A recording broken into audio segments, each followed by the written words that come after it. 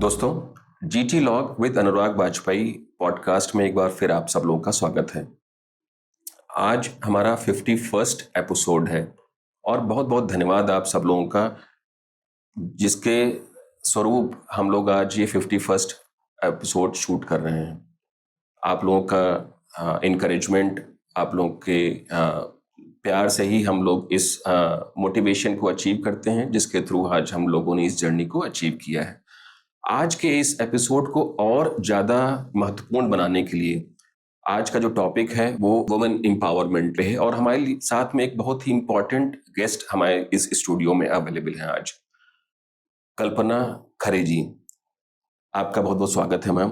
कल्पना जी महोबा जिले से बिलोंग कर रही हैं। वहाँ पे एक बहुत ही इम्पोर्टेंट ऑर्गेनाइजेशन ग्रामोन्नति संस्थान को संचालित करती हैं और ये ऑर्गेनाइजेशन ग्रास रूट लेवल पे वुमेन एम्पावरमेंट और उससे एसोसिएटेड जितनी भी इश्यूज हैं उन सब के एरिया में काम करती है। बहुत ही इम्पॉर्टेंट एरिया है, बहुत ही इम्पॉर्टेंट डिस्कशन है, जो कि हमें लगता है कि हम सब लोगों को उसको ध्यान से सुनना चाहिए और कहीं ना कहीं हम ये जो डिस्कशन है वो एक बिल्कुल फ्री फ्लो डिस्कशन की तरह करेंगे। कोशिश करेंगे कि इस डिस्कशन से हम कुछ कंक्लूजन लेके आएँ और हम सब लोगों के लिए एक लर्निंग लेकर के आएँ। आपका बहुत बहुत स्वागत है मैम एक बार फिर से। पहले तो हम रिक्वेस्ट करेंगे कि आप अपने बारे में बताएं और अपनी संस्था के बारे में हम सब लोगों को जागरूक करें।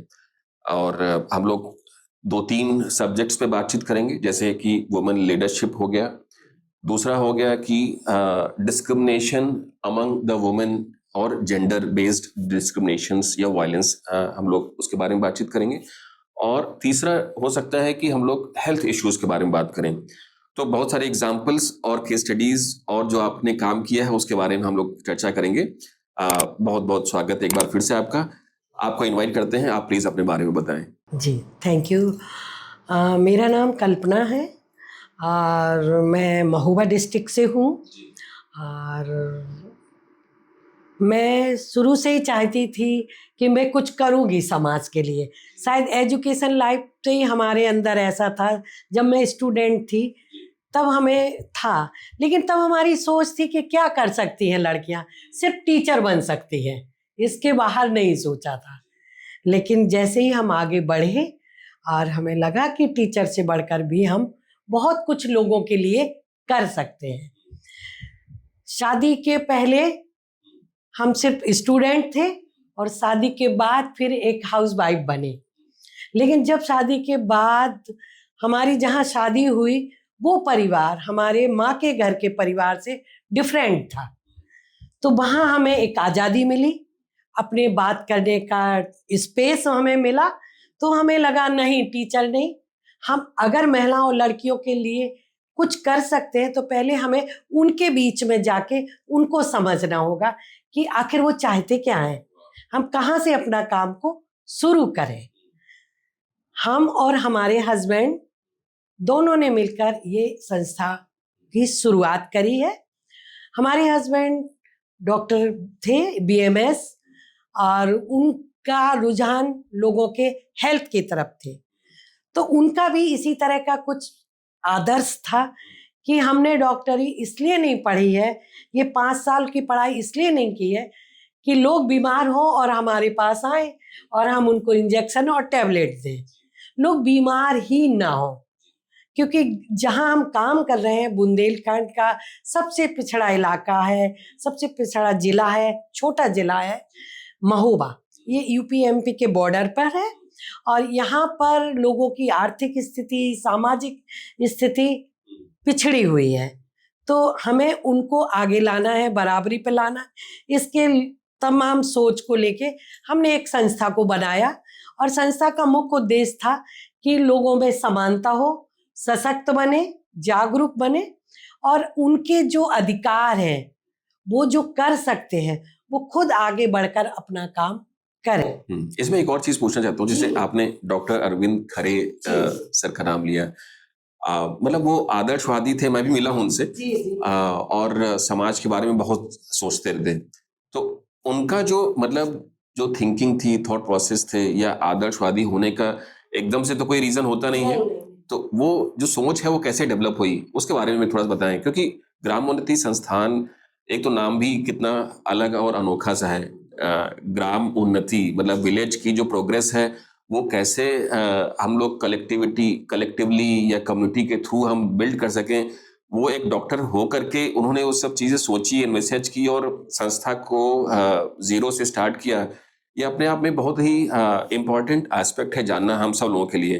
तो जैसे कि आपने ग्राम उन्नति के बारे में कहा, तो हम जब किसी के उत्थान के लिए, किसी के बराबरी के लिए काम करते हैं, तो वो काम हमारा एक परिवार का नहीं होता है। तो अगर हम हर परिवार के साथ काम करें तो हमारे गांव का अपने आप विकास होगा, उन्नति होगी। तो हम उस गांव में रहने वाले जितनी भी फैमिली है, किसान है, मजदूर है, महिलाएं हैं, बच्चे हैं, अगर हम सबके लिए काम करेंगे तो वो गांव की उन्नति होगी। जब गांव की उन्नति होगी तो फिर हमारा राज्य और जिला और देश आगे बढ़ेगा।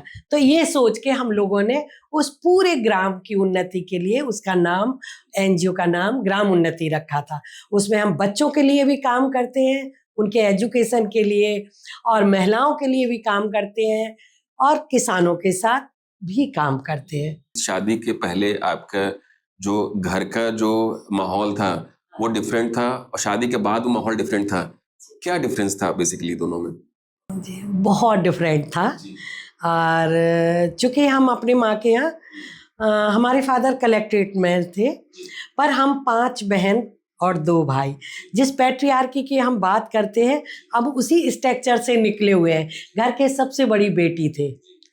तो परिवार के लोग थोड़ा सोचे भी, पर सामाजिक दबाव इतना रहता है कि अरे 5 लड़कियां हैं, क्या करोगे, जल्दी शादी करो, नहीं तो 5 बराबर हो जाएंगी बड़ी, फिर क्या करोगे।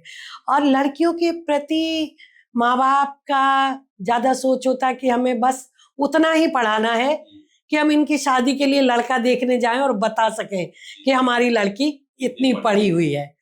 उस आगे जाके वो किस कैरियर में जाएगी, किस तरह वो आत्मनिर्भर बनेगी, इस तरह की कोई सोच नहीं होती है। उनका कहना होता है कि हमने शादी कर दी है, अब आप जाइए अपने घर और वहाँ जैसा भी है उसको आप एडजस्ट करिए, हमारी जिम्मेवारी खत्म खत्म। तो उस ढांचे से निकले, लेकिन उस टाइम हमें नहीं पता था कि हम यहाँ हमारे साथ जेंडर गैर बराबरी है और किस तरह लड़का लड़की में भेदभाव, क्योंकि हम वहाँ देख रहे थे अपने परिवार में। संयुक्त परिवार था, जॉइंट फैमिली थी, सब मिल के रह रहे थे। पहले जो हम हायरार्की की बात करते हैं, उस हायरार्की से बड़े खाएंगे फिर छोटे, पहले उनको कपड़े आएंगे, भाई और हमारे घर के लोग किस सब्जेक्ट में पढ़ेंगे वो डिसाइड करते थे, और हम किस सब्जेक्ट को लेके पढ़ाई करेंगे ये हमारे घर के जेंट्स डिसाइड करते थे। हमारा बहुत मन था आपके साथ हम एक एक्सपीरियंस शेयर करें। 8th पास करके जब हम 9th में आए तो हमने अपने फादर से नहीं पूछा हम कौन से सब्जेक्ट लेने वाले हैं, और हमने साइंस में जाके एडमिशन अपना भर दिया, फार्म एडमिशन ले लिया।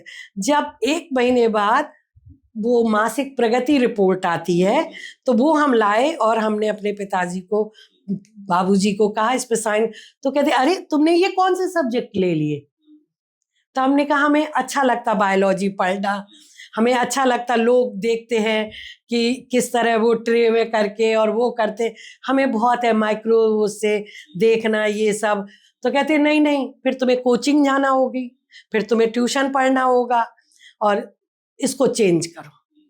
और प्रेशर आया, और फिर वो एक्सपीरियंस हम शेयर नहीं कर सकते कि कॉपियाँ तैयार हो गई थी, बुक्स लिख लिए थे और हमने सब्जेक्ट चेंज किया। मात्र इसलिए चेंज किया कि हमें शाम की क्लास में ट्यूशन जाना पड़ेगा, और ट्यूशन जाने का मतलब है कि लड़का लड़कियों को एक साथ बैठ के पढ़ना।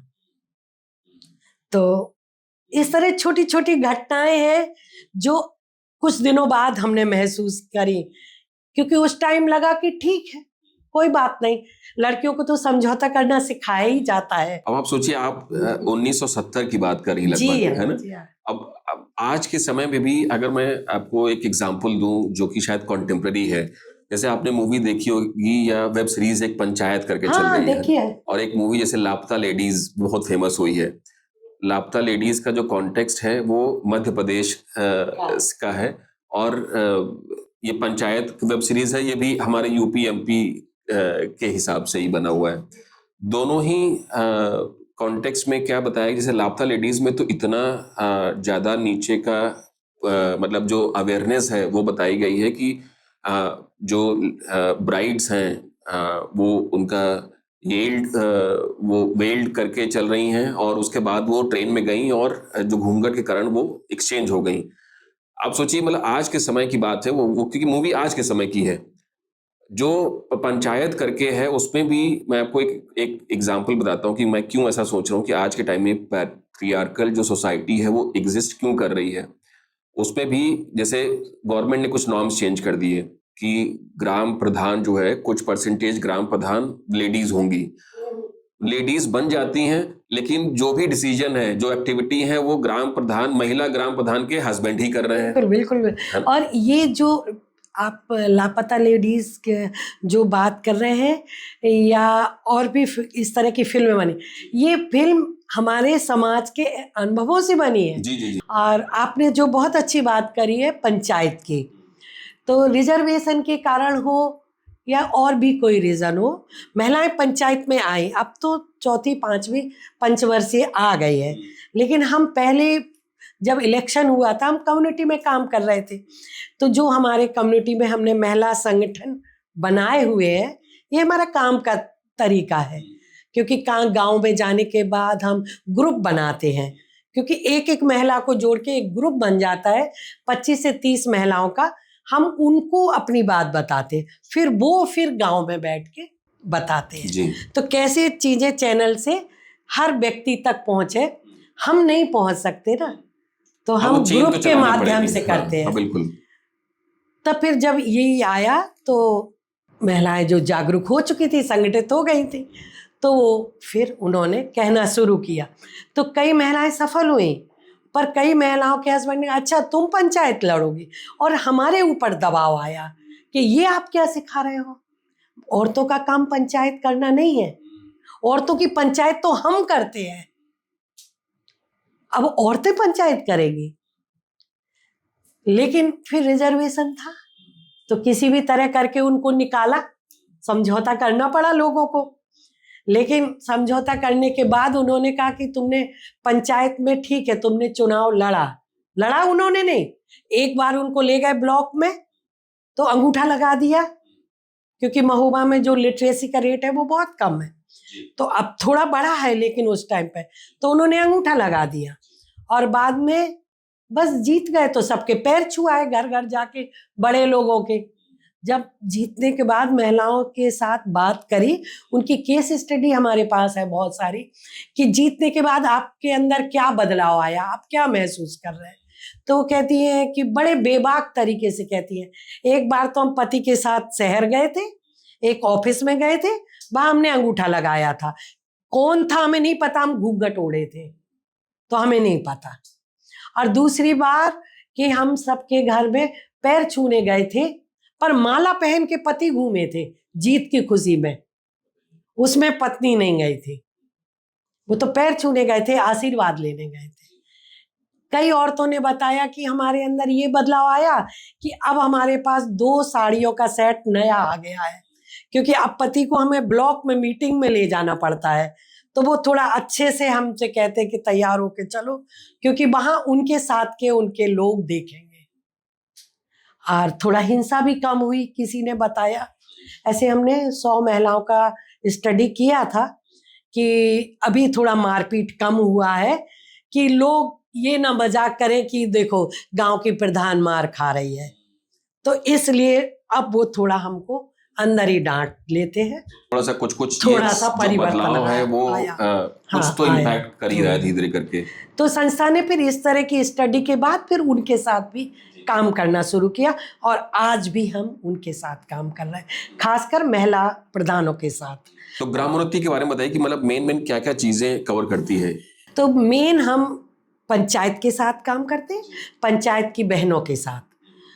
हम EWR के साथ तो कम काम कर ही रहे हैं, पर PRI को भी हम कभी कभी, जो पुरुष प्रधान है उनको भी हम कभी कभी ट्रेनिंग करते हैं, बिठाते, क्योंकि कई जो पुरुष हैं जो रिजर्वेशन के कारण आए, जाति के कारण ना आए, पर उनकी स्थिति भी कहीं ना कहीं महिलाओं जैसे है, तो वो कैसे जागरूक हों, पंचायत के चुनने के बाद उनकी क्या रोल है, क्या रिस्पॉन्सिबिलिटी है, उनकी उनके पंचायत के अंदर क्या भूमिकाएं हैं, वार्ड मेंबर है तो वो भी एक अहम पोजीशन है। तो एक छोटी सी बात हमने सिखाई थी कि आप ब्लॉक जाएं तो आप अपना परिचय दें, तो आप अपना नाम बाद में बताएं, पहले अपना गांव और अपना पद का नाम बताएं।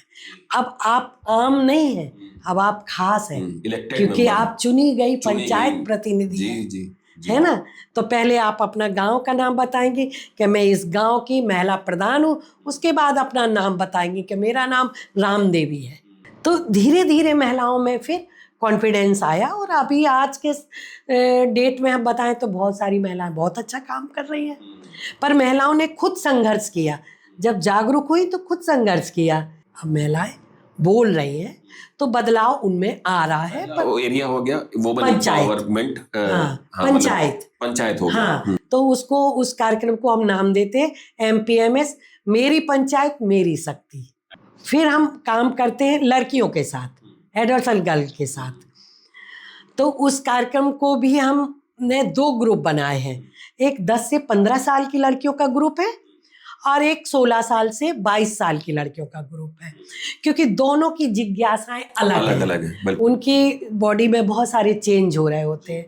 और जैसे कि आपको हम शुरू से बता रहे हैं कि जो हमारा समाज है, जो हमारा परिवार है, उसमें भी माँ बेटी के रिश्ते में भी बहुत गैप है। जी जी जी। तो लड़कियों को जानकारी कहाँ से मिले, तो वो एक ग्रुप में हम बैठ के उनको बताते हैं कि आपकी ये बॉडी है, आपका ये बॉडी के अंदर के पार्ट्स है, बाहर के पार्ट्स है, आपको इस तरह हेल्थ पर ध्यान रखना है, इन दिनों विशेष ध्यान रखना है ना। तो ये मेंटल प्रिवेंटिव हेल्थ का तो एरिया वो हो गया। बात करते हैं, और एजुकेशन की बात करते हैं, हाइजीन की बात करते हैं, और बराबरी की बात उनके साथ करते हैं।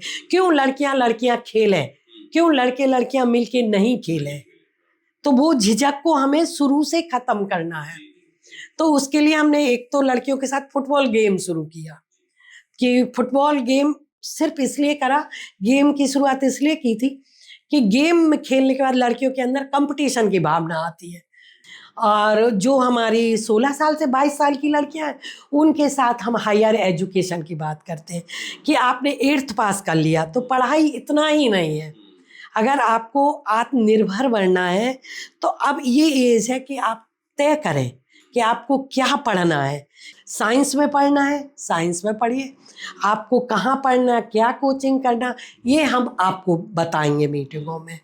तो इस तरह करके हमने एक ट्रेनिंग मॉड्यूल तैयार किया है, और उसमें हर महीने ग्रुप के साथ बात करते हैं, बॉडी से लेके, जेंडर से लेके, पैट्रियार्की से लेके, हर सब्जेक्ट के उसके अंदर 15 चैप्टर हैं, और चैप्टर वाइज उनको समझाते हैं, उनके फीडबैक लेते हैं।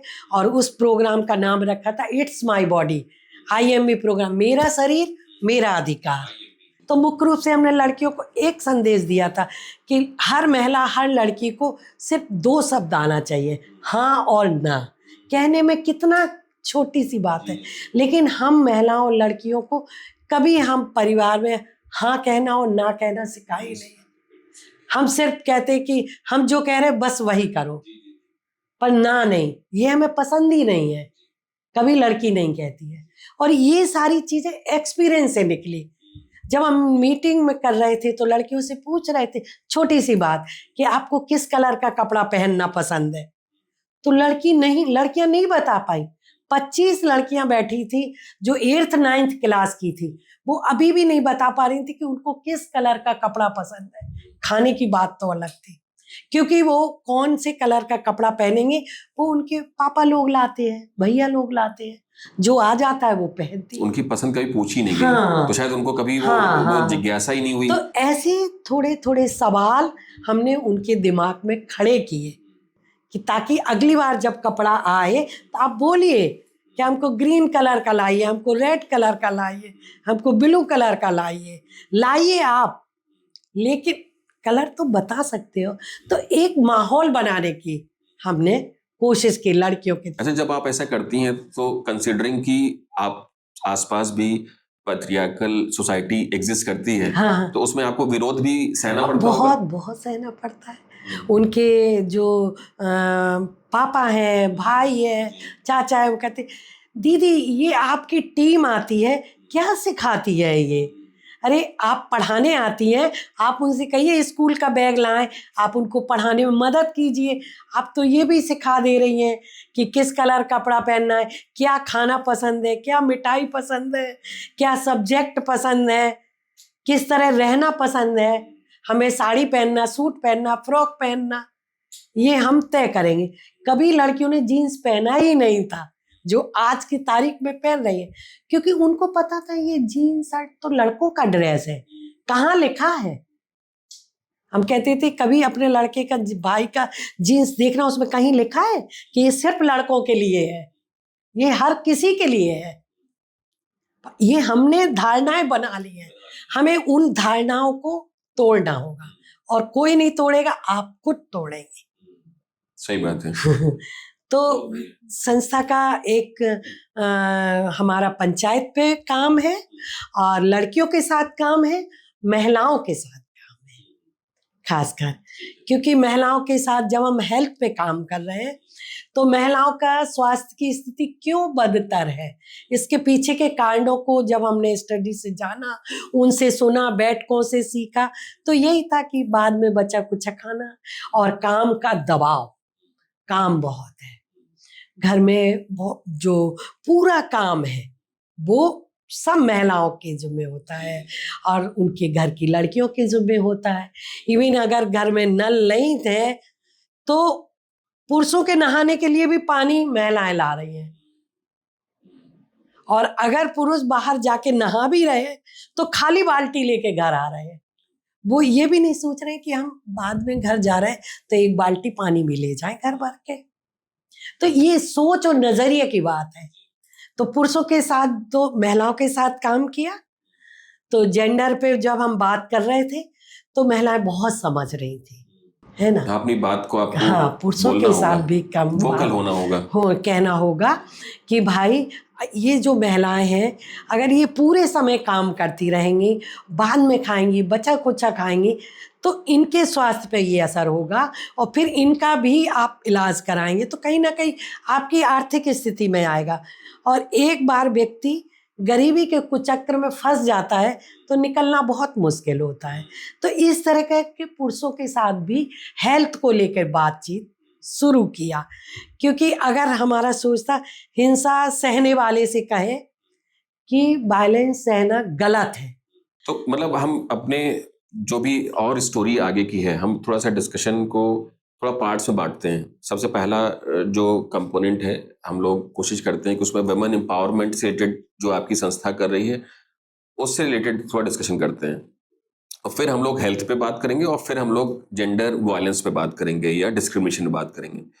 तो थोड़ा सा अलग अलग सब्जेक्ट पे करके और फिर कोशिश करते हैं कि जो आपकी संस्था ने जो काम किया है उसको थोड़ा हाईलाइट करें कि क्या चीज़ें कर रही हैं एग्जैक्टली, कैसा कंट्रीब्यूशन कर रही हैं, कैसे वुमेन इन योर रीजन उनको एम्पावर करने के लिए what are the main action items या एक्शन प्लान कैसे बना सकते हैं, या और आगे उसको फर्दर कैसे कर सकते हैं। ठीक है, तो पहला जो पार्ट है वो है वुमेन एम्पावरमेंट या लीडरशिप रोल के लिए। तो सबसे पहले तो हम आपसे ही शुरू करना चाहते हैं कि मतलब अगर मैं बोलूँ कि मतलब आफ्टर योर मैरिज वो आप में इंस्पिरेशन कहाँ से आई कि आपको इस संस्था में भी आपको कंट्रीब्यूट करना है अलॉन्ग विद डॉक्टर खरे?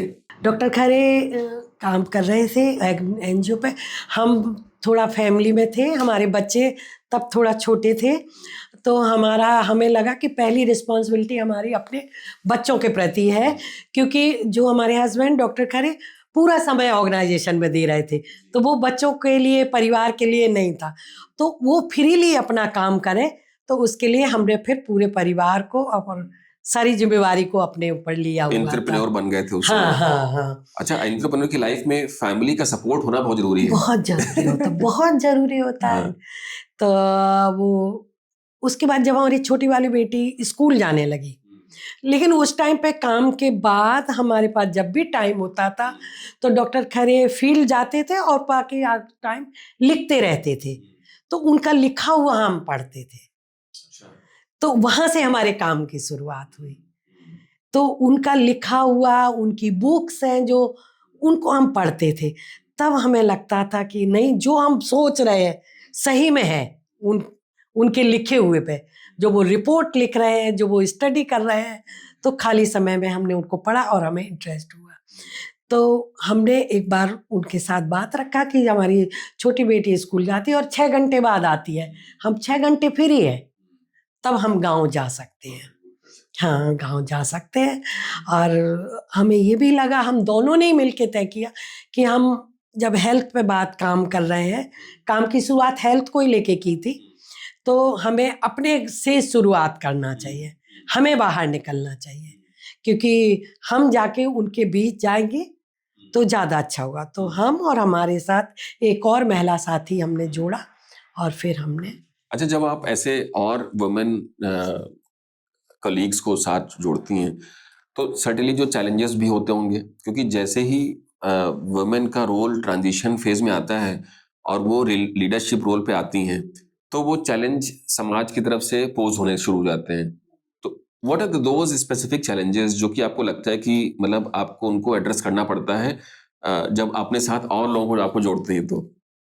देखिए, चैलेंज तो कोई भी महिला जब घर से बाहर निकलती है, जी। तो चैलेंज, तो हम आपको बताएं, हम अभी तक चैलेंज को फेस करते हैं।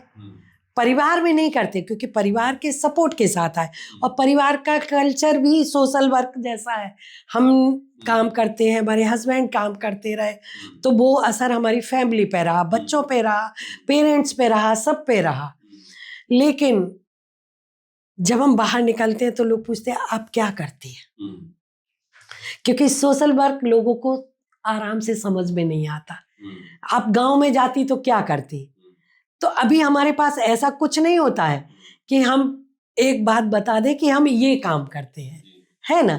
क्योंकि गांव का काम तो महिलाओं के आधार पे होता है।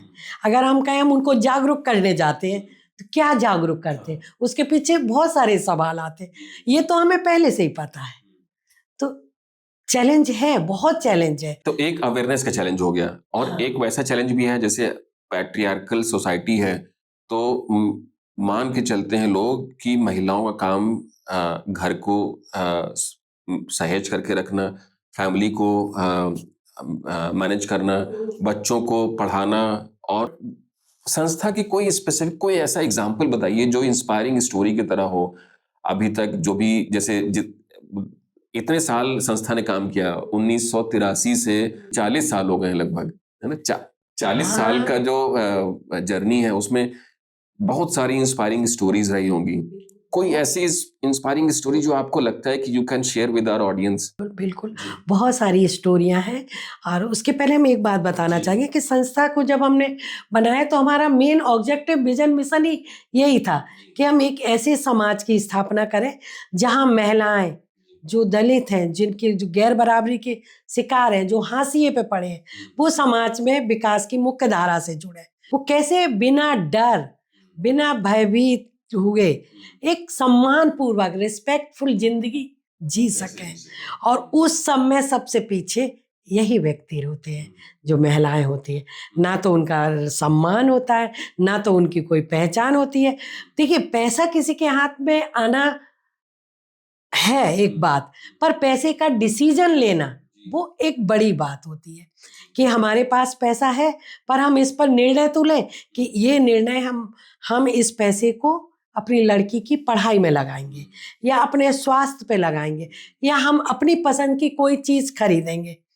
अगर ये जब तक महिला के हाथ में नहीं आता है, लड़की के हाथ में नहीं आता है, तो क्या है? हम आर्थिक रूप से तो इंडिपेंडेंट हो गई महिलाएं, लेकिन डिसीजन तो आए उनके हाथ में। आप देखिए, जो बीमारियां हैं जैसे हाइपरटेंशन, डिप्रेशन, ये सब में भी वुमेन डेमोग्राफी जो है वो उसका परसेंटेज बहुत ज़्यादा हाई है, क्योंकि वो घर पे ही हैं। एक तो उनका एक्सपोजर कम है, एक्टिविटी का जो दायरा है वो कम है, और अगर है भी तो शायद बाहर भी उसका शोषण हो रहा है और अंदर, घर के अंदर भी हो रहा है, तो उस कारण से और वो घर और काम के बीच चक्र में फंसी हुई है, क्योंकि उसको लगता है घर से बाहर अगर हम गए तो क्या होगा। तो उसको खुद समझना होगा, इंडिपेंडेंट होना होगा, हमें हिंसा का विरोध करना होगा और स्वयं से करना होगा। तो ऐसे बहुत सारी स्टोरियां हैं। ये शहर की बात कर रहे हैं हम, पढ़े लिखों की, क्योंकि अक्सर लोग कहते हैं कि गांव में महिलाएं पढ़ी लिखी नहीं है, पर हम जो अंतर देख पाते हैं, गांव में छोटे घर है, गरीब है, और महिलाएं फिर भी वोकल है। वो पति से नहीं बोल पा रही, पर वो अपने दुख दर्द को आपस में खेत पे बैठ के, कुएं पे जाके, कहीं भी जाके महिलाओं के संग बांट तो रही है अपना दर्द। और शहर में पद और प्रतिष्ठा और इमेज हस्बैंड की, उसमें बेचारी कितना घुट जा रही है। अच्छा, इसमें एक और मतलब पर्सपेक्टिव है मैम। जैसे हम लोग एक टर्म आजकल सुनते हैं जिसको बोलते हैं पैट्रियार्कल बार्गेन। इसका मतलब क्या है कि जैसे आपने एक सीरियल सुना होगा, वो था सास भी कभी बहू थी। तो जो पहले मतलब देखा जाए तो जो आज सास है, मतलब जो एल्डरली वुमन है, उन्होंने उस तरह की जो पैट्रियार्कल सिस्टम है उसको उन्होंने झेला है और सहा है। अब उनको लगता है कि उनकी फ्रीडम तब होगी जब जो नेक्स्ट जनरेशन है, बहू जो है, बहू को सहना होगा और सास को अब फ्रीडम मिल जाएगी। तो इस पूरे ट्रांसफॉर्मेशन को, सिस्टम को बोलते हैं पैट्रियार्कल बार्गेन। इसका मतलब है कि हम फ्री हो गए, अब उस सिस्टम में बहू ला दे। बहू आ गई है। हाँ, तो ये जो मॉडल है उस पे क्या है कि जब घर में दो महिलाएं हैं, देखा जाए तो वो अपने आप को मिल करके इस पूरे सिस्टम के खिलाफ या कम से कम आवाज उठा ही सकती हैं, लेकिन वो नहीं उठाती हैं क्योंकि आपस में भी उनकी जो सिनर्जी है वो बिल्कुल मैच नहीं करती। इसका कैसे रोल मतलब कैसे देखती हैं आप? ये बहुत एक आम बात है कि ये तो सास ही तो बहू से लड़ती रहती है, ये औरतें औरतों की तो नहीं पटती है मैडम। तो इस सब के पीछे के कारण को समझना होगा। ये कोई एक लाइन का आंसर नहीं है, ये पूरा पावर गेम है, सत्ता का सवाल है। औरत के हाथ में सत्ता कब आती है?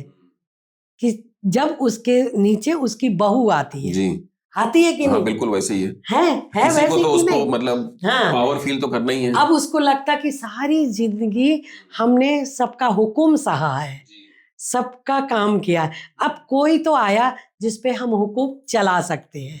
सास को लगता है कि हमें हुक्म चलाना है, और इसके पीछे की राजनीति को समझना होगा आपको।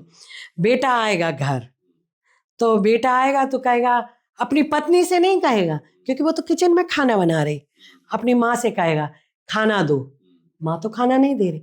माँ फिर बहू से कहेगी कि तुम्हारा खाना अभी तक नहीं बना, वो अभी तक वो आ गया, ठीक है।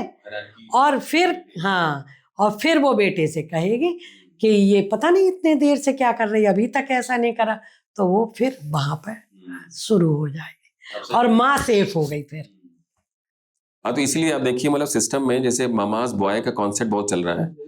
तो उसमें क्या है कि मामाज बॉय का मतलब है कि जब बच्चा छोटा है तो वो जो जो प्यार है वो बहुत कुल वो करे, ताकि जब बच्चा जब बड़ा होगा तो उसके साथ माँ का जो लगाव है, या जो जो होता नहीं, आपने जैसे बताया कि हाँ जो सबसे पावरफुल है उसके साथ में उसका जो रिलेशन है वो बिल्ड होता जा रहा है। तो ये बिल्कुल सही, बिल्कुल नेचुरल सी बात आपने की है। और ये पावर टसल जो विद इन अ फैमिली चलती है उसको मुझे लगता है कि कैसे डेमोक्रेटाइज करें, ये भी एक इम्पॉर्टेंट एस्पेक्ट है सोसाइटी के लिए डील करना। अगर हमें बैलेंस पे काम करना है, हमें किसी भी तरह की गैर बराबरी पे काम करना है, तो हमें पहले घर की महिलाओं को एकजुट होना पड़ेगा। अगर घर में, हर घर में 2 या 3 महिलाएं हैं, माँ बहन पत्नी तो हैं, अगर ये एक साथ हो जाते हैं तो कोई भी घर का पुरुष हिंसा नहीं कर सकता, बिल्कुल सही कह रहे हैं बैलेंस आप। नहीं कर सकता है। अगर वो कहेगी, माँ कह देगी कि जब जिसको भूख लगे खा लो। अच्छा, वुमेन एम्पावरमेंट में गवर्नमेंट का रोल या सपोर्ट क्या है? आप जैसे अ, जो संस्था जो चला रहे हैं, तो जैसे ग्रामोन्नति संस्थान को गवर्नमेंट से इस तरीके की चीजों को करने के लिए कुछ सपोर्ट अवेलेबल है, कोई पॉलिसी एग्जिस्ट करती है? जैसे कि हम आपको बताएं पंचायत का, जी, सीधा बात हाँ बताएं, बिल्कुल। है ना। तो पंचायत में महिला प्रधान है, उनको ब्लॉक में मीटिंग में जाना है, उनको अपना पंचायत की बैठकें करना है, एजेंडा बनाना है, पंचायत का बजट लाना है। अगर महिला प्रधान खुद जागरूक हो जा रही है, वो अपना पंचायत की बजट बना रही है, एजेंडा बना रही है। और अगर हम उसको हमने उसको जागरूक किया कि आपको क्या चाहिए पंचायत में, बजट है तो आपको क्या चाहिए, रोड, नाली, सड़क, खड़ंजा, या लड़कियों के लिए स्कूल, महिलाओं के लिए अस्पताल जो यहाँ से 15-25 किलोमीटर दूर है, रात को अगर कोई बीमार होता है तो कहाँ जाएगा, या हॉस्पिटल में सुविधाएं। तो अगर वो लोग समझते हैं तो इस तरह की मांग रखते हैं, तो गवर्नमेंट सपोर्ट करती है। हाँ, थोड़ा टाइम लगता है, देखिए गवर्नमेंट का भी अपना एक सिस्टम होता है ना, तो हमें उस सिस्टम को समझना होगा।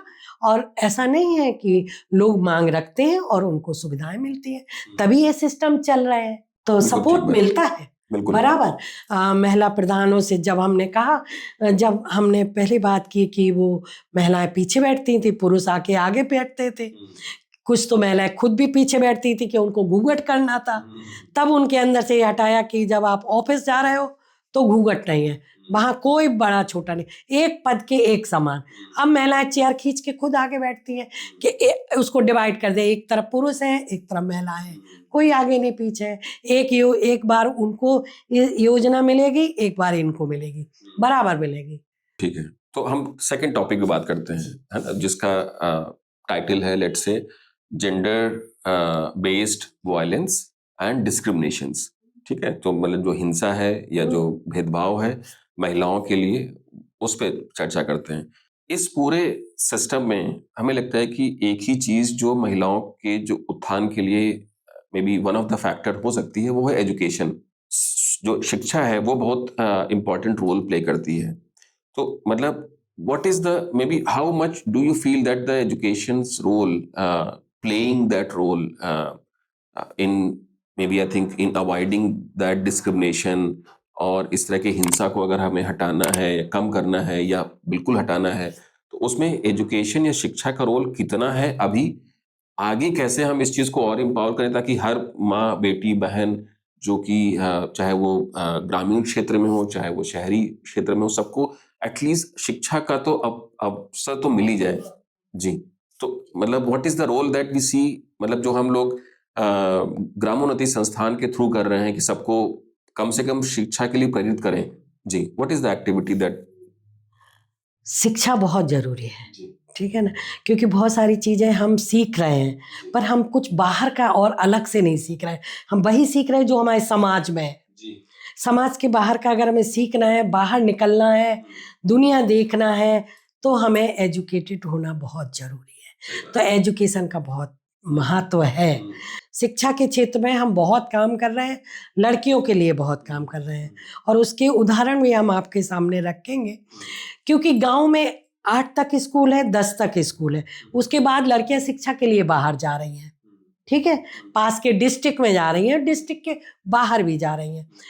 एजुकेशन बहुत ज़रूरी है। एजुकेशन दीन दुनिया में, हमारे राज्य में, हमारे शहर में क्या हो रहा है, क्या पढ़ाई करके हम क्या बन सकते हैं, कहाँ हम एडमिशन ले सकते हैं, क्योंकि घरों में तो वो माहौल नहीं है, जो स्थिति उनकी है वही और है।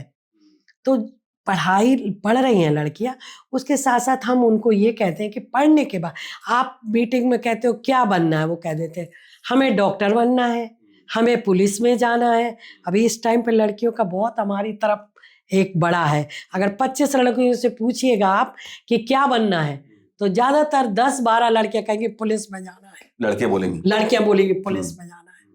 क्यों जाना है?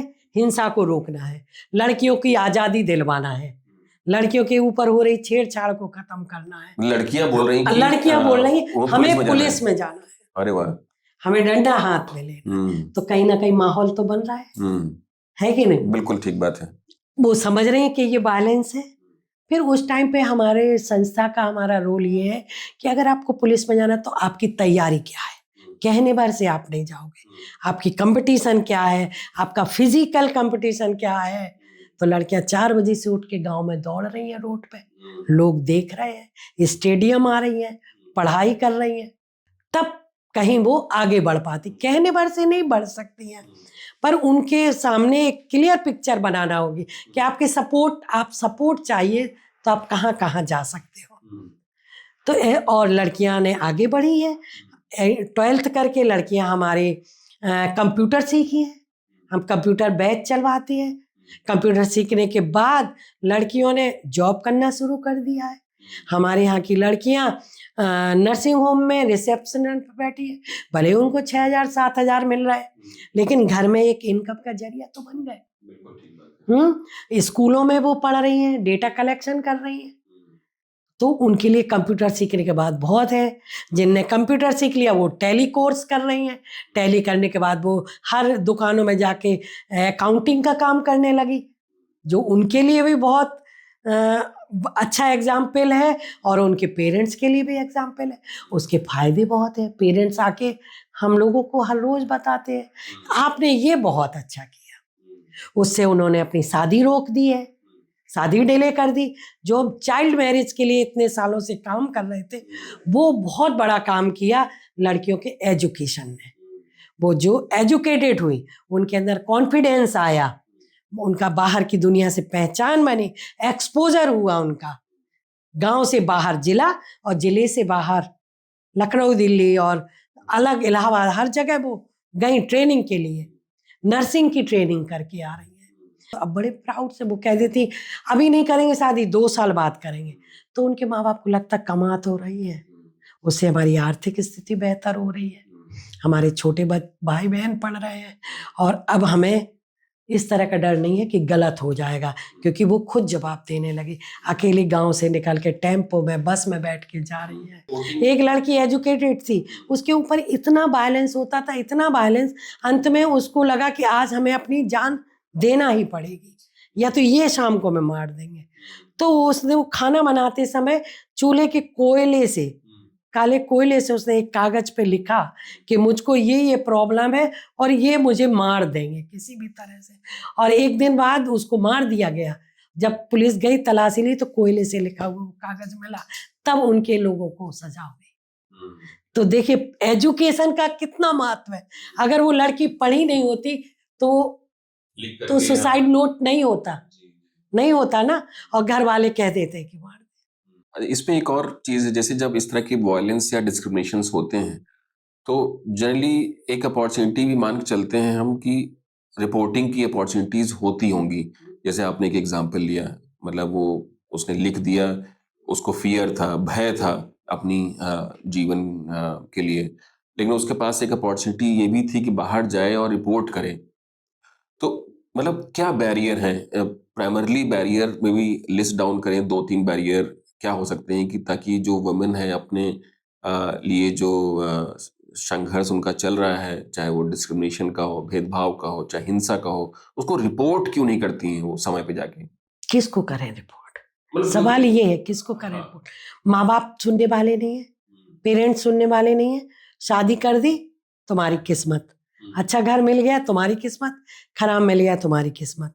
पुलिस थाना कचहरी कोई नहीं करना चाहता, ठीक है। वो कहते हैं कि वो कितने सारे पेरेंट, लड़कियां, इसने तो चलो बताया नहीं था, कितनी सारी लड़कियां बताती भी हैं अपने फादर को, अपने पिता को कि हमें ये दिक्कत है।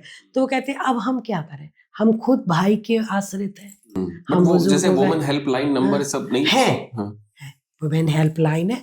और अभी तो सरकार का एक और आ गया, one stop centre, crisis centre, जिसके साथ हम काम कर रहे हैं क्राइसिस सेंटर में। पर क्राइसिस सेंटर में अभी और काम करने की ज़रूरत है। पिछले साल हमने 3 क्राइसिस सेंटर में स्टडी करी, महोबा और लखनऊ जो मॉडल क्राइसिस सेंटर है, अवार्ड मिला, और एक चित्रकूट जहाँ ट्राइबल एरिया है, ठीक है। तो उसमें का सर्वे किया।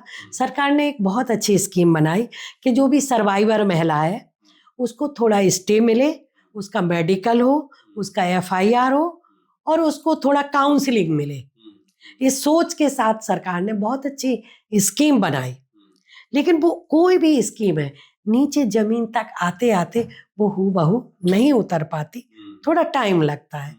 तो अभी हम महोबा का बताएं तो पहले तो क्राइसिस सेंटर का बताएं तो वहाँ पूरा 11 लोगों का स्टाफ है, 3 हैं जेंट्स जो एक कंप्यूटर पर बैठता है, 2 और सर्वाइवर महिलाएं आती हैं, वहाँ रहती हैं। तो पहले तो स्टे 3 दिन का था। अब 3 दिन में क्या होने वाला है, फिर पिछले साल 5 दिन का हुआ। अभी स्टेट लेवल पे हम लोगों ने, जो हमारे स्टेट पे है हेड डायरेक्टर, उनके साथ ज्ञापन दिया और लगातार बात करी, तो अभी फिलहाल 25 दिन का हो गया। क्योंकि एक महिला, सर्वाइवर महिला को ट्रामा से निकलने के लिए कम से कम 20-25 दिन तो हाँ, चाहिए। 3-4 हफ्ते तो चाहिए चाहिए कि नहीं चाहिए? जी जी जी। 3-5 दिन में क्या होने वाला है? तो अभी चीजें सुधर रही हैं, लेकिन थोड़ी समस्याएं अभी भी है। और उसी में लगता है जैसे जो सपोर्ट सिस्टम, जैसे आपकी ऑर्गेनाइजेशन है या गवर्नमेंट की तरफ से हो, सपोर्ट सिस्टम ऐसे सिचुएशन में महिलाओं के लिए होना बहुत जरूरी है। वो शायद नहीं है, इसीलिए वो उस तरीके की हिंसा को सहती रहती हैं। और जैसे आपने बताया कि हाँ, कभी कभी वो इतना ज्यादा हो जाता है कि उसको लगता है कि जीवन त्याग देना ही शायद एक बेहतर सोल्यूशन है उसके लिए, उस हिंसा से बचने के लिए। देखिए, सपोर्ट सिस्टम बहुत सारे हैं। एक तो उनको जानकारी नहीं होती है, तो हम जो एनजीओ हैं, हम लोग जो महिला मुद्दों पे काम कर रहे हैं, हमारी पहली भूमिका होती है उनको उन चीज़ों की जानकारी देना। वन स्टॉप सेंटर बन गया, 4 साल से बन गया, पर किसी को नहीं मालूम। ग्रामीण क्षेत्र में कुछ नहीं मालूम, कोई अवेयरनेस नहीं है। तो वो क्या पता उनको कि कहाँ है, कैसे जाना है, क्या हेल्प मिलेगी? तो एक तो हम वो काम करते हैं, उनका और उनके साथ बातचीत करना, दिखाना, उनका एक्सपोज़र कराना, और जो वन स्टॉप सेंटर में स्टाफ है, उनके साथ सेंसिटिविटी की ट्रेनिंग करना, क्योंकि उनकी काउंसलर ना कहीं वही काउंसिल कर रही है। और दूसरी बात कि क्राइसिस सेंटर में अभी थोड़ा और, जो क्राइसिस सेंटर बने हैं, उनको थोड़ा, जैसे चित्रकूट का हम आपको बताएं, तो शहर के बहुत बाहर है, तो कोई ढूंढ ही नहीं पाएगा। हाँ, मतलब वो तो वहीं पे होना चाहिए जहाँ पे हाँ, लोग हैं, लोगों के बीच हो, जी। हॉस्पिटल के पास हो, आप मेडिकल करा सकें, आपके पास पहले तो, अभी सरकार थोड़ा देख रही है, तो अभी उनके पास थोड़ा सा कन्वेंस की भी व्यवस्था की है कि उसको कैसे ले जाना, क्या करना, जिनके विरोध में आई वो रास्ते में क्या कर रहा है। तो हो रहा है सिस्टम, पर अभी वहाँ बहुत काम करने की ज़रूरत है। जो डिसेबल विमेन आ रही है, जिसके लिए अभी हम लोग काम कर रहे हैं कि अगर कोई डिसेबल है तो कैसे अंदर आएगी? आपके यहाँ रैंप नहीं है, कैसे आएगी? क्या डिसेबल पर्सन विमेन के साथ हिंसा नहीं होती? उनके साथ तो और भी ज़्यादा हिंसा सही होती बात है, मतलब डिसेबल हैं। फ्रेंडली तो इंफ्रास्ट्रक्चर होना ही होना चाहिए। नहीं है। फिर अगर वो किसी तरह आ भी गई, तो आपके यहाँ समझने वाला कौन है? आप उनके लिए क्या उनके अधिकार है, क्या उनके लिए पॉलिसी है, वो पता ही नहीं है ना? सही बात, अवेयरनेस तो सबसे बड़ा इशू तो वो भी मैं मानता ही हूँ कि नहीं, वो है इशू ही। के अलावा उनको समझें कैसे? जैसे हमारे यहाँ एक आई महिला, ना वो बोल सकती थी, ना वो सुन सकती थी। अब वो आई है, अब उनके पास साइन लैंग्वेज वाला नहीं है। तो जब साइन लैंग्वेज वाला जानने वाला नहीं है, तो वो कुछ भी इशारों से कह रही है, तो आप समझोगे नहीं। अच्छा, एक और पार्ट है जो मुझे लगता है कि इम्पोर्टेंट है उसको टच करना। जैसे आज के टाइम में जो लेट्स से विलेज लेवल पे जो लोग हैं, वो शहरों की तरफ जा रहे हैं ज़्यादा से ज़्यादा धन अर्जित करने के लिए, पैसा कमाने के लिए। और कभी कभी ऐसा भी होता है कि दोनों लोग जा रहे हैं, पुरुष और महिला दोनों लोग जा रहे हैं, क्योंकि उससे उसकी अर्निंग जो है वो डबल हो जाती है। और वहाँ पर भी जो गांव में जो फसल का जो समय है वो भी खत्म हो गया है, और जो बीच का 3-4 महीने का समय है इधर और दूसरी वाली फसल के बीच में, उस समय को यूटिलाइज करने के लिए निकल गए।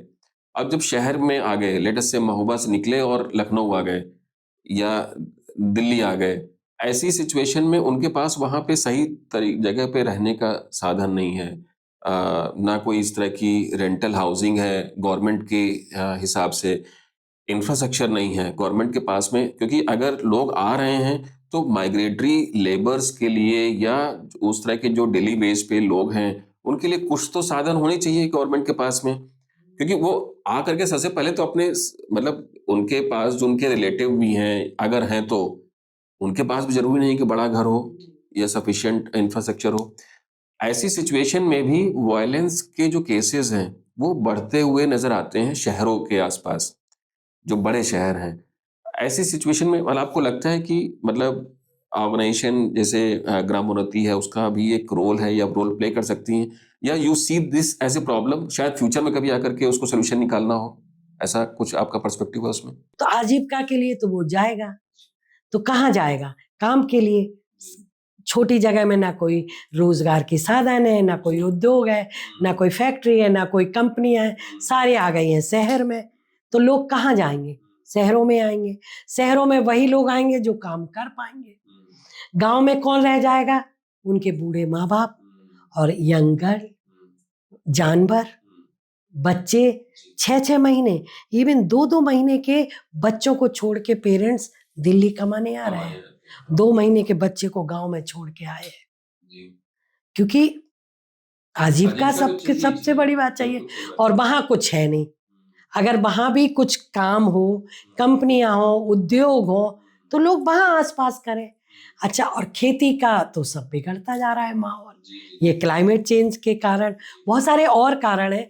जब बारिश होना चाहिए बारिश नहीं है, जब पानी चाहिए पानी नहीं है, तो ये बहुत सारे रीजन है। हाँ, वो भी जैसे बहुत सारे रीजन है कि उधर का रीजन जो है वैसे भी थोड़ा सा ड्राई रीजन है, पानी वैसे भी कम होता है। हाँ, पहाड़ी इलाका है, पहाड़ी इलाका पानी है, बरसता है, बह के निकल जाता है, जी, रुकता नहीं है जी।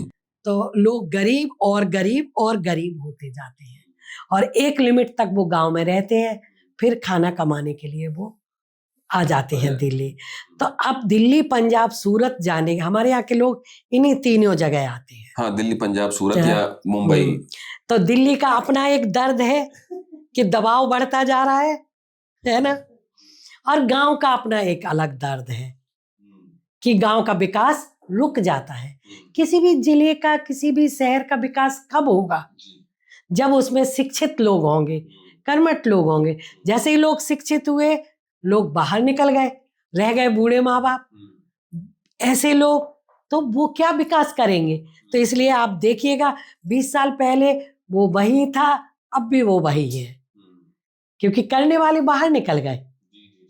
कैसे विकास होगा? मतलब वही है, देखिए हम सब लोग भी उस तरह की लाइफ मतलब जीवन शैली का हिस्सा है, तो हमें कोरिलेट करना थोड़ा सा स्वाभाविक सा लगता है।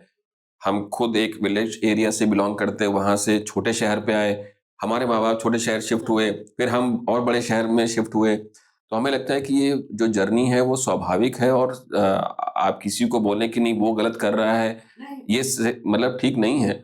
अब अगर विलेज लेवल पे उतने संसाधन अवेलेबल हो जाएं, उसकी आजीविका जो अभी है उससे अगर 2 गुना हो जाए, 4 गुना हो जाए, हालांकि गवर्नमेंट का मतलब किसानों के लिए एक आजीविका को डबल करने का पॉलिसी बनी हुई है, बट कितनी कारगर है, कितना इम्पैक्ट है, वो चीज़ सर्टेनली एक असेसमेंट का पार्ट है, बट इम्पॉर्टेंट तो है ही है ये वाला पार्ट। इसीलिए लोगों की गांव से उदासीनता हो गई है। जो पुराने किसान हैं वो बस थोड़े रह गए, नए किसान पैदा नहीं हो रहे। तो पुराने किसान कब तक गांव को चलाएंगे? नए किसान नहीं तैयार हो रहे। कोई भी लड़का अब किसान बनने के लिए तैयार नहीं है, खेती करने के लिए तैयार नहीं है, क्योंकि खेती का उन्होंने देख लिया कि खेती करने के बाद क्या कर पाए हम लोग? कुछ नहीं कर पाए। तो हमें नए किसान बनाना होंगे, और नए किसान जब बनेंगे जब नए लोगों का, जब युवाओं का किसान के प्रति रुझान बनेगा, वहां रुकेंगे, नए आइडिया डालेंगे, तो नए तरीके से खेती करेंगे, वहां आसपास रोजगार के तरीके होंगे, संसाधन होंगे, तो लोग रुकेंगे, तब उन जगह का डेवलपमेंट होगा और शहरों का दबाव कम होगा। नहीं, बहुत जरूरी है इस चीज को समझना। गांव में जो लोग रह रहे हैं उनको लगता है कि यहाँ पे बहुत मतलब लैविश सी लाइफस्टाइल है और बहुत अच्छी आजीविका के साधन है। ऐसा बिल्कुल भी नहीं है, यहाँ पे अलग तरीके के चैलेंजेस हैं। क्योंकि अब उनके घर के जो युवा हैं, जो यूथ है, जो जोश है जिसमें, वो है ही नहीं। तो अब जो लोग गांव में रह गए, 70%, अगर आप परसेंटेज में देखें तो गांव में 60 से 70% लोग बाहर रहे, घर गांव में रह गए 30-40% लोग। और वो 30-40% कौन है? जो सिक्योर है, जिनके पास बड़ी खेती है, बड़े काम है, उनका अपना रोजगार है, उनके अपने जो है तरीके, वो क्यों आएंगे शहर? वो गांव में रह गए। तो वो 2 तरह से, एक तो वो उनकी जमीनों से कमाते हैं, और उनका ऊपर वायलेंस करते हैं। तो महिलाओं पे वायलेंस बढ़ा, लड़कियों पे वायलेंस बढ़ा, उनकी ज़मीनों पे कब्जा हो गया। और कई बार तो इतने केस भी हैं कि उनकी बैंक किताबें नहीं होती हैं और उनको पता है कि भाई ये भाई साहब हैं, हम जा रहे हैं तो ये हमारे परिवार की देखभाल करेंगे। उनसे 2 4 5 हज़ार रुपए लेके किराए का वो शहर आते हैं और बाद में उनके ही खाते में पैसा डालते हैं और कहते हैं तुम काम करो, हम इनकी देख रेख कर रहे हैं। और फिर वो पैसा कैसे चैनल हो रहा है नहीं पता। ये बिल्कुल ठीक है, तो ये इम्पोर्टेंट हकीकत एस्पेक्ट है, है। जमीनी हकीकतें हैं। नहीं नहीं, बिल्कुल ठीक है। यही जमीनी हकीकत के लिए ही मुझे लगता है कि इस तरह का डिस्कशन जरूरी है। लोगों को पता तो चले कि एक्चुअली गांव में हो क्या रहा है। बहुत सारे लोगों को ये चीजें नहीं पता चलती हैं क्योंकि इस चीजों के लिए कोई मतलब मीडिया या पब्लिक अवेयरनेस कुछ ऐसा होता तो है नहीं। वो गांव की इश्यूज गांव के अंदर ही रह जाते हैं और उसको आगे कोई पता ही नहीं चलने देता। कभी कभी ऐसी इंफॉर्मेशन दबा दी जाती।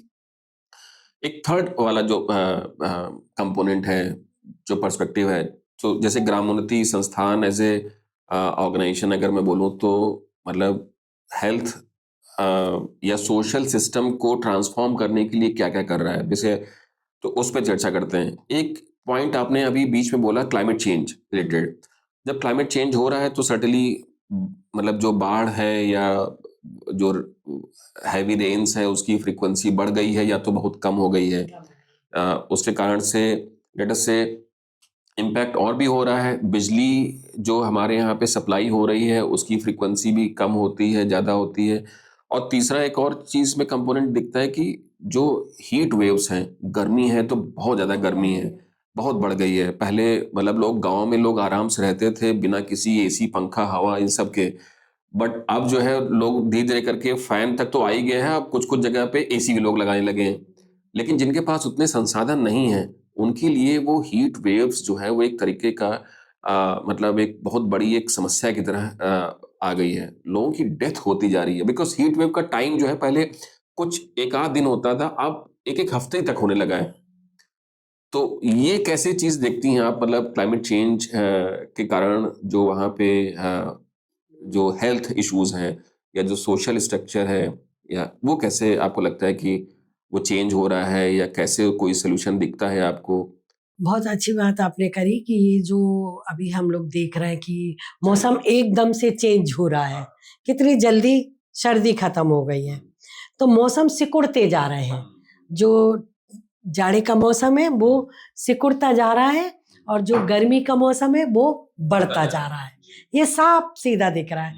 1 हफ्ते 15 दिन ही ठंडा रहा और आप फरवरी से ही गर्मी आना शुरू हो गई, है ना? जी। तो मार्च में भी हम इतना मार्च में बैठे, देखिए बिल्कुल अभी गर्म है। गर्म हो गया है। तो एक ये है कि मौसम सिकुड़ते जा रहे हैं। पहले हम बसंत देखते थे, कितनी सारी ऋतुएं होती थी। तो ये जो क्लाइमेट चेंज है, जो जलवायु परिवर्तन है, इसने बहुत सारे मौसमों को खत्म ही कर दिया। ठीक है ना? तो ये जो ऋतुएं थी, जो पूरी व्यवस्था को बनाए थी, जिससे व्यक्ति के स्वास्थ्य पे बहुत असर पड़ता था। ऋतुवार भोजन था, ऋतुवार हमारा खान पान था, ऋतुवार हमारा रहन सहन था। वो सारी ऋतुएं ही खत्म हो गई। न शरद ऋतु है, न बसंत ऋतु है, कोई ऋतु नहीं है। ठीक है? तो ये एक बात है।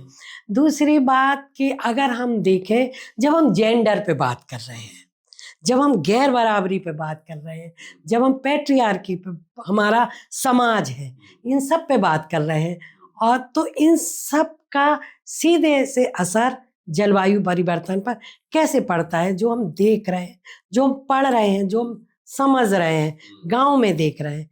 तो जेंडर और जलवायु, इन दोनों का अंतर संबंध बहुत है।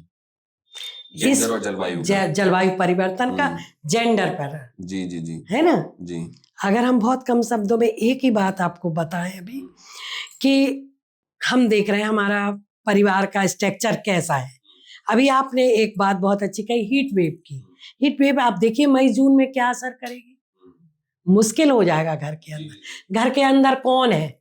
महिलाएं, महिलाएं, और वो प्रेग्नेंट महिलाएं और डिसेबल महिलाएं, बुजुर्ग महिलाएं, ओल्ड महिलाएं, है ना? अब जब हीट वेव बढ़ेगा तो आदमी है जो भाई जिसने बाहर देखा है, जो बाहर जा सकता है, एक तो पेड़ नहीं है, अब हवा का कोई साधन नहीं है, एसी कहीं नहीं है गांव में। एसी है तो बड़े उनका तथाकथित लोगों के यहाँ है, ठीक है। वो तथाकथित लोगों के यहाँ भी उस एसी में महिलाओं को जहाँ बैठने की जगह नहीं है, ठीक है। उनको हम अलग करते हैं, हम अपनी बात करते हैं जनरल। तो पंखा भी है तो इलेक्ट्रिसिटी का प्रॉब्लम है, गर्मी में है, लोड ज़्यादा है तो ट्रांसफार्मर जाता है, ये तो आपको पता है। उसमें सरकार भी हमारी क्या करे, है ना। व्यवस्था करते हैं लोग, हर चीज़ में हम नहीं कह सकते, व्यवस्थाएं हैं। हाँ, मतलब अपना टाइम लगता है हर चीज पर का। व्यवस्थाएं हैं, एडजस्ट करने में भी टाइम लगता है, और फिर मांग से ज़्यादा जरूरत उतनी नहीं पूरी हो पाती है। सुविधाएं कम है, मांग ज़्यादा है, तो सुविधा और मांग में कोई बैलेंस ही नहीं है। जब बैलेंस नहीं है तो चीजें फिर चकनाचूर होंगी। अब अगर आप देखिएगा हीट वेव का, कौन बाहर जाएगा? घर के पुरुष। लाइट गई, पंखा गया, नहीं चल रहा है, बाहर आए, बाहर घूम रहे, इधर उधर अपना टहल रहे, चौपाल पे जाके या थाई पे जाके, कहीं भी जाके पेड़ के नीचे बैठ रहे हैं।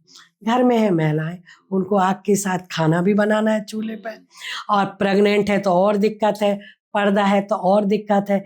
तो सबसे ज़्यादा जलवायु परिवर्तन का, हीट वेव का, किसी का भी असर सीधे महिलाओं पर पड़ता है। जब तक वो भी बाहर निकल के नहीं आएंगी, बात तो उनके स्वास्थ्य पर असर पड़ेगा। तो मैम लेट अस से, मतलब कुछ जैसे एक मूवी जैसे पैडमैन करके एक मूवी पहले आई थी, और ज़्यादातर केसेस में जब हम लोग इस तरह की मूवी का उल्लेख करते हैं तो मतलब ये चीज़ सभी जगह देखते हैं, मतलब चाहे वो रूरल एरियाज हो, सेमी अर्बन हो, सब में इस तरीके के जो रिप्रोडक्टिव हेल्थ अवेयरनेस है, प्रजनन से रिलेटेड जो अवेयरनेस है, या मेंस्ट्रुअल साइकिल से रिलेटेड जो अवेयरनेस है, वो एक मतलब अभी भी समाज में एक टब्बू की तरह देखते हैं लोग। महिलाएं भी बातचीत नहीं करती हैं और पुरुष भी बातचीत नहीं करना चाहते हैं इन सब चीज़ों में, ना कोई सपोर्ट सिस्टम प्रोवाइड करना चाहते हैं। तो मतलब आपकी संस्था इन सब चीज़ों में कैसे महिलाओं के लिए सपोर्ट अवेलेबल कराती है? विलेज लेवल पे तो मैं समझ सकता हूँ कि अपने आप में बहुत बड़ी समस्या है, क्योंकि वहाँ पे तो मतलब इस तरह की चीज़ें कितना लोग समझते हैं, कितना अपनी हेल्थ को लेकर के अवेयर होते हैं, नहीं होते हैं। What is the current status? अभी चीजें थोड़े बदली हुई है, ठीक है, कि पहले इस तरह का था, लेकिन जब हम हेल्थ पे काम कर रहे हैं तो अब महिला के पूरे हर तरह के हेल्थ के लेके बात करते हैं। तो जब उनके प्रजनन को लेके, उनसे संबंधित बीमारियों को लेके, उनसे संबंधित आवश्यकताओं को लेके जब हम बात कर रहे हैं, तो उसमें एक सैनिटरी पैड का भी एक अहम रोल है, क्योंकि अभी अब वो स्थिति नहीं है कि नहीं, और वो बनाया है सुलभ हमारी लीडर किशोरियों ने, लड़कियों ने। क्योंकि कोविड के पहले लड़कियां जागरूक हो गई थी और वो खुद यूज करने लगी थी, पढ़ने शहर आती थी और वो लेके जाती थी किसी भी तरह से करके, और अपनी माँ लोगों को भी बताती थी कि ये करें। क्योंकि जब संस्था ने इस तरह का काम शुरू किया, ग्राम उन्नति ने, तो उनकी माँ महिलाओं के साथ भी काम शुरू किया और लड़कियों के साथ भी काम किया। तो पहला एक था कि अगर आप माँ होके नहीं बताओगी अपनी लड़की को अच्छे से, सही तरीके से, तो बाहर वाला कैसे बताएगा? तो माँ ही एक अच्छी दोस्त बन सकती है, फ्रेंड बन सकती है। आप भी कभी इस हालत में थी, इस पोजीशन में थी, इस सिचुएशन में फंसी थी, तो आपको कितनी प्रॉब्लम हुई थी, तो क्या आप चाहती हो? तो इस तरह करके उनकी दोस्ती बनाना शुरू करी और वो झिझक है वो खत्म करी, ठीक है। लड़कियां फिर लेके जाने लगी, उनको थोड़ा, महिलाओं को नई चीज को इस्तेमाल करने में थोड़ा दिक्कत आई, ठीक है, तो वो किया। अब उनको आसानी से कैसे उपलब्ध हो, तो इसके लिए तो थोड़ा गवर्नमेंट ने भी किया, जो आशा आंगनबाड़ी है उनके पास भी गवर्नमेंट ने इस तरह की व्यवस्थाएं रखी। पर उनका कहना था कि हमसे कोई लेता ही नहीं है ना, तो उसको कैसे इस्तेमाल करना है, उसके क्या लाभ है, जब तक आप ये बताओगे नहीं तो महिलाओं को कैसे पता लगेगा? सबसे बड़ी बात तो ये होती है ना। ले नहीं रहा इसका मतलब उसको अवेयरनेस नहीं है। नहीं, अवेयरनेस की बात ही नहीं है। हमने कोई चीज नई शुरू करना है तो हमें बताना होगा, तरीके बताना होगा। तो वो बात करी है। तो अभी लड़कियां और महिलाएं इस्तेमाल कर रही हैं, और कैसे उसको इस्तेमाल करना, कैसे क्या करना, कितने घंटे बाद चेंज करना, क्या करना, ये संस्था अपने तरीके से कर रही है। और संस्था ने अभी अपना, जहाँ हमारा कार्य क्षेत्र है उसमें सैनिटरी डिपो बनाया है। हाँ, तो हमारा सैनिटरी डिपो है जहाँ पर वो महिलाएं, लड़की, संस्था ने एक बार शुरू करने के लिए उनकी हेल्प की, और उसके बाद वो अभी 4 साल से लगातार कोविड के बाद से रोटेट हो रहा है। क्योंकि कोविड के बाद बहुत सारी चीज़ें शुरू हुई, उनको बाहर नहीं आना था, शहर आना ही नहीं था, लेकिन संस्था उन तक वो चीज़ें पहुंचा सकती थी क्योंकि हमारे पास परमिशन थी। हम गाँव में राशन देने जा रहे थे, मेडिसिन देने जा रहे थे, और ये भी देने जा रहे थे, तो आराम से ये पहुंच गए थे। और संस्था का अपना पहचान है उस डिस्ट्रिक्ट में, तो लोगों के फ़ोन आ रहे थे कि अब हमें ये चीज़ की ज़रूरत है ये, और हम सबके पास, टीम के पास परमिशन थी, तो हमें पुलिस और उस सब से कोई वो नहीं था।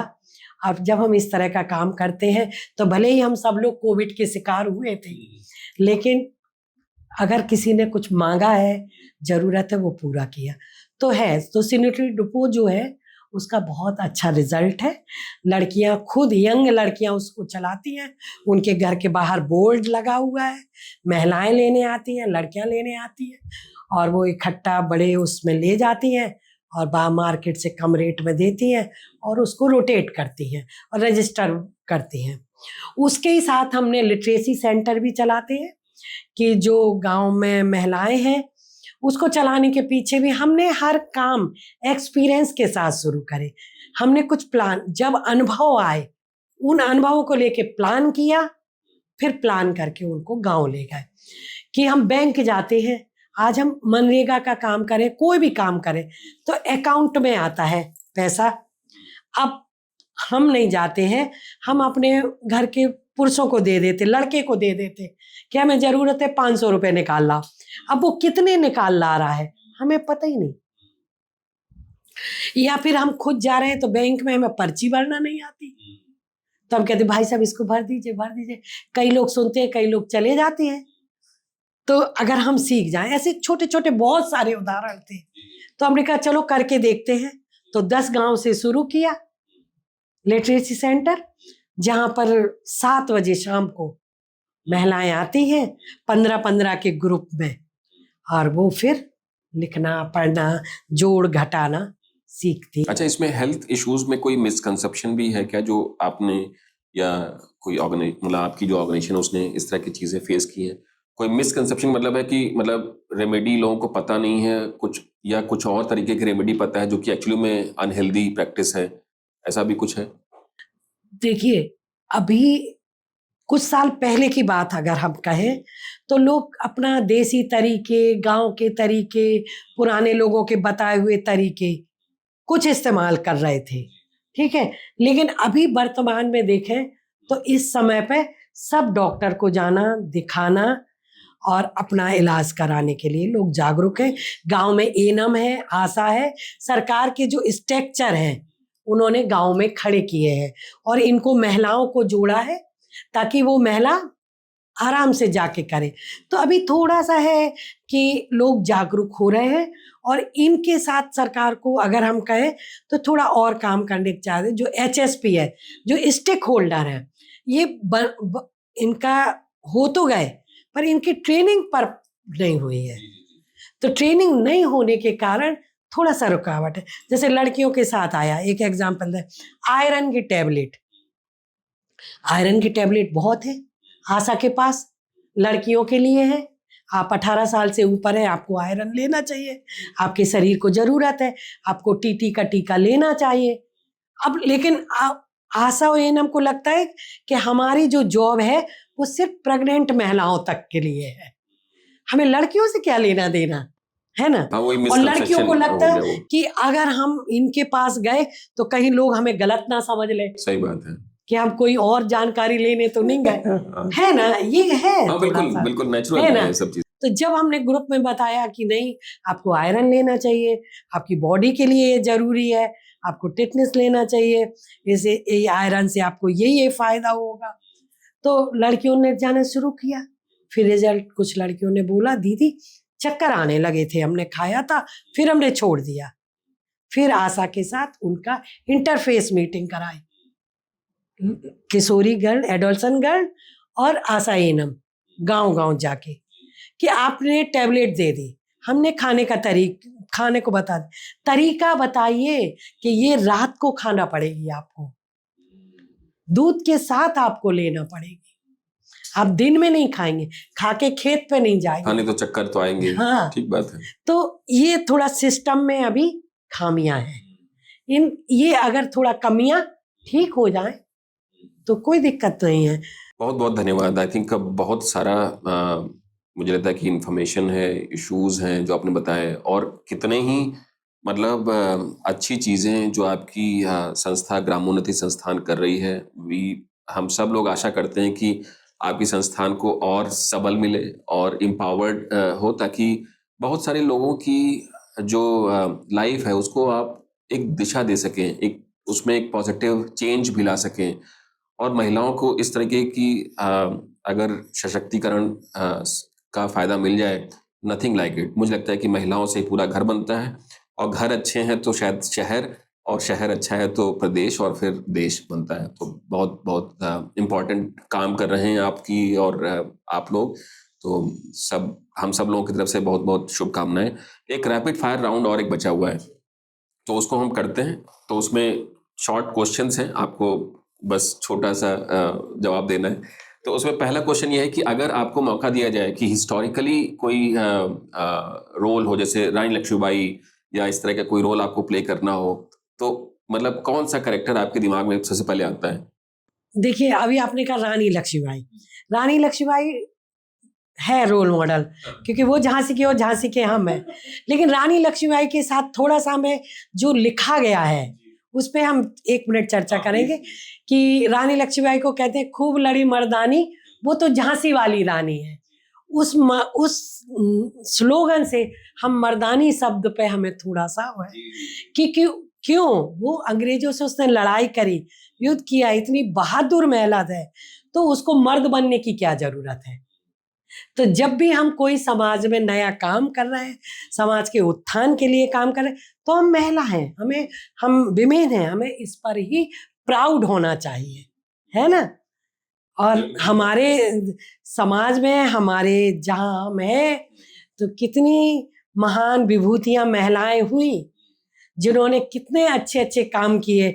सावित्रीबाई फुले, जिन्होंने एजुकेशन पे इतना काम किया, जहाँ लड़कियों की पढ़ाई के लिए कि नहीं सोचते थे, जहाँ वो सचल लिटरेसी गाड़ियाँ चला के, शायद उसी की देन है आज हम सब हैं। अगर हम पिछले और कुछ दशक पहले जाते तो महिलाओं के लिए कोई इस तरह की बात करने वाले नहीं थे, न सुनना। तो कहीं ना कहीं बदलाव हो रहा है, कोई ना कोई रोल मॉडल हमारे बीच में आ रहे हैं, जिसके तहत हम बात कर रहे हैं, और हमारे आने वाले युवा पीढ़ी बहुत तेजी से बदल रही है, और वो खुद अपने आप में हर महिला रोल मॉडल है।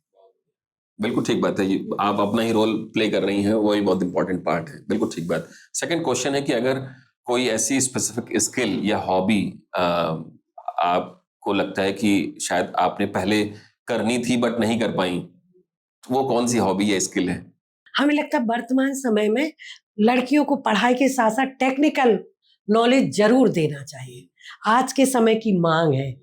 अगर हम तकनीकी शिक्षा, टेक्निकल नॉलेज से लड़कियों को जोड़ते हैं, तो बहुत वो कॉन्फिडेंट होगी और इंडिपेंडेंट होगी। आपके लिए क्योंकि कौन सा है? हमारे लिए भी, सबके लिए भी, हमारे लिए भी।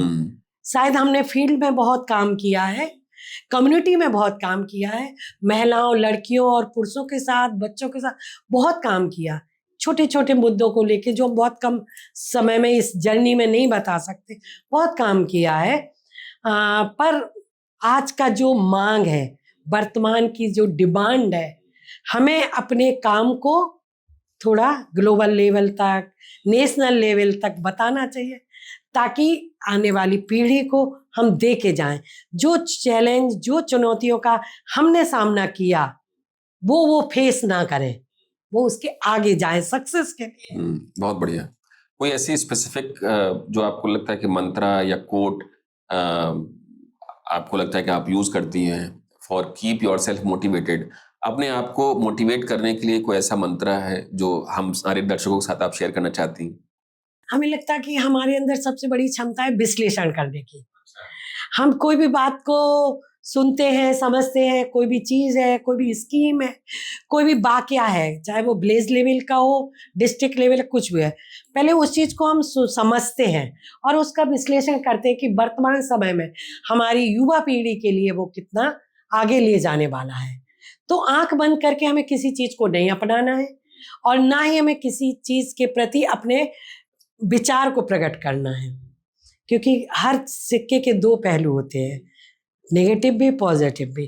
तो हमें अपना मन नहीं बनाना है, हमें उस विश्लेषण करना है कि वर्तमान के लिए ये हमें कैसे आगे ले जा रहा है। तो कोई भी चीज़ आपको सोशल मीडिया के थ्रू पता लगे, लोगों के थ्रू पता लगे, आप उसका विश्लेषण करिए अपने हिसाब से, अपनी जिंदगी के हिसाब से, फिर उसका डिसीजन लीजिए।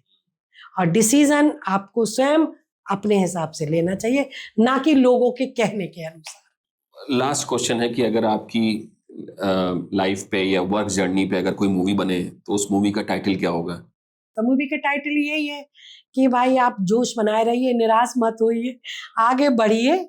बदलाव हर उम्र में, हर परिस्थिति में बदलाव जरूरी है और बदलाव होना ही जिंदगी का सबसे बढ़िया लक्ष्य है। अगर आपकी ज़िंदगी में बदलाव नहीं है तो जीने में मज़ा नहीं है। तो जीने का मज़ा जब ही आएगा जब आप लीडरशिप में आगे आएंगे।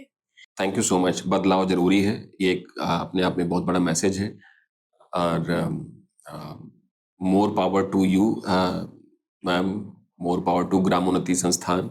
बहुत अच्छा काम कर रहे हैं आप लोग और मुझे लगता है कि हम सब लोग की बेस्ट विशेस आपके साथ हैं।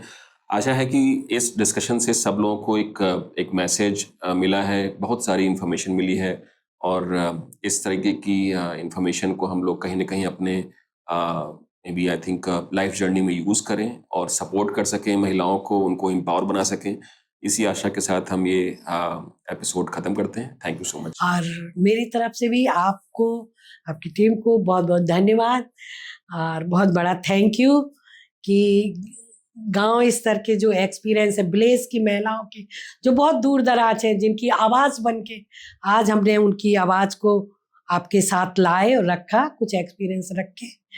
तो मुझे पर्सनली बहुत अच्छा लगा और उन महिलाओं को भी बहुत अच्छा कहीं ना कहीं पहुंचेगा कि उनकी आवाज़ हमने आप तक पहुंचाई, आप सबने सुना, आप सबने समझा।